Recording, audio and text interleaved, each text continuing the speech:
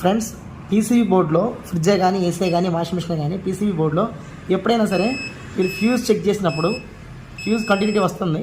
కొన్ని సందర్భాలు ఇక్కడ బర్న్ అయిపోయి ఉంటుంది కదా, అప్పుడు అందరూ ఏం చేస్తారంటే ఫ్యూజ్ పోయిందని చెప్పి వేరే ఫ్యూజ్ అన్న రీప్లేస్ చేస్తారు, లేదంటే మన ఇంట్లో ఫ్యూజ్ లాగా 2-3 లీడ్స్ వేసుకొని బోర్డు ఆన్ చేసే ప్రయత్నం చేస్తారు. అలా చేస్తే కనుక కంపల్సరీ బోర్డు మొత్తం షార్ట్ అయిపోద్ది. ఆల్రెడీ బోర్డులో ఎక్కడో షార్ట్ సర్క్యూట్ అవ్వడం వల్ల మాత్రం ఇక్కడ మనకి ఫ్యూజ్ ఓపెన్ అయిపోతుంది.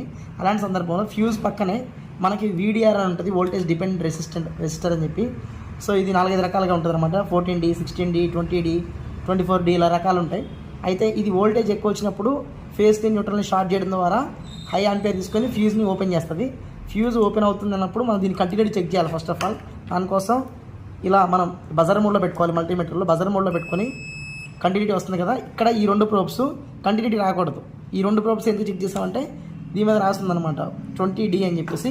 కాబట్టి దీని మీద మనం కంటిన్యూటీ చెక్ చేస్తే ఇది కంటిన్యూటీ రానప్పుడు మాత్రమే మనం ఫ్యూజ్ మనం కొత్తది పెట్టుకునే ప్రయత్నం చేయాలి. ఒకవేళ ఇంకా ఇక్కడ మనం ఏదైతే లైన్ న్యూట్రల్ ఇస్తామో బోర్డుకి, లైన్ న్యూట్రల్ సిరీస్లో ఇచ్చి మనం చెక్ చేసినప్పుడు సిరీస్లో బల్బు వెలగకపోతేనే మనం డైరెక్ట్గా ఫేస్ న్యూట్రల్ వాళ్ళు, కానీ డైరెక్ట్గా మీరు ఫేస్ న్యూట్రల్ ఇచ్చినట్లయితే సో బోర్డులో ఉన్న మిగతా సెక్షన్స్ కూడా ఖరాబ్ అయ్యే అవకాశం ఉంది. ఇలాంటి వీడియోస్ కోసం ఛానల్ని సబ్స్క్రైబ్ చేసి లైక్ చేయండి. New batch AC fridge washing machine training అనేది న్యూ బ్యాచ్ అనేది మండే నుంచి స్టార్ట్ అవుతుంది. ఇంట్రెస్ట్ ఉన్న వాళ్ళు పై నెంబర్కి కాల్ చేయండి. Thank you.